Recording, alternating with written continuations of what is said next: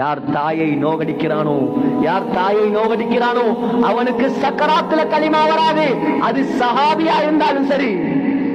ஜும்மா முடிஞ்சு போய் சோத்துல கை வைக்காம தாயுடைய கால்ல ஒழுங்கு மன்னிப்பு கேளுங்க.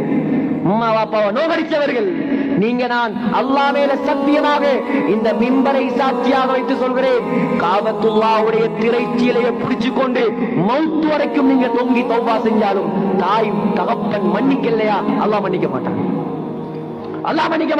இது கசப்பா இருந்தாலும் சரி, மிம்பர்ல இருந்து இறங்கினதுக்கு பின்னால் நமக்கு ஏசினாலும் சரி. சகோதரர்களே, என்ன வாழ்க்கை இது? நாளைக்கு கண்ண மூடினா மௌத்து, இளம் வயதுகள்ல மௌத்து, திடீர் மரணங்கள். எல்லாத்தையும் விட்டுட்டு போறார். இமாம் ஷாஃபி அடிக்கடி சொல்வார், வமன் ஆஷா அல்ஃபன் அவ் அல்ஃபைன் ஃபலா புத்த மின் யௌமின் யஸீரு இலல் கப்ரி. மனிதனே, நீ 2000 வருஷம் வாழ்ந்தாலும் ஒரு நாளைக்கு கபர்ல தான் போகும். ஹாரூன் ரஷீதுடைய மகன், ஃபைதா அமல்த இலல் குபூரி ஜனாஸத்தன் ஃபஅலம் பிஅன்னக பஅதஹா மஹ்மூலு. சொல்லுவார், ஜனாஸாவை தூக்கி கொண்டு செல்லக்கூடிய நமக்கு சொன்ன கதை இது. எத்தனை ஜனாஸாவை தூக்கியிருப்போம் நாம, எத்தனை ஜனாஸாவை அடக்கியிருப்போம் நாம. சொன்னார் ஹாரூன் ரஷீதுடைய மகன், ஏ மனிதனே, ஜனாஸாவை தூக்கி கொண்டு செல்லும் போது நன்றாக உள்ளத்தில் பதிய வைத்துக் கொள், உன்னையும் ஒரு நாளைக்கு இப்படித்தான் தூக்கிக்கிட்டு போறான். என்னத்தை வைப்பான் சகோதரர்களே? ஒரு ஊர்ல ஒரு ஜனாசாவுடைய காதுப்பு கலண்டு வரல, காதை வெட்டி கலட்டி எடுத்தான். அப்படியான மிருகங்கள் வாழக்கூடிய உலகம்.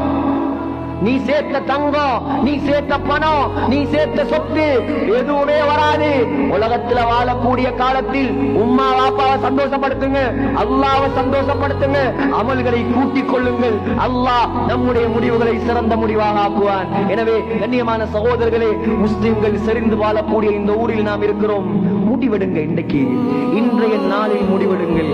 நம்முடைய ஊரில் யாரும் இரத்த பந்தத்தை துண்டித்தவன் வாழக்கூடாது. என்ன செய்திருக்கலாம்,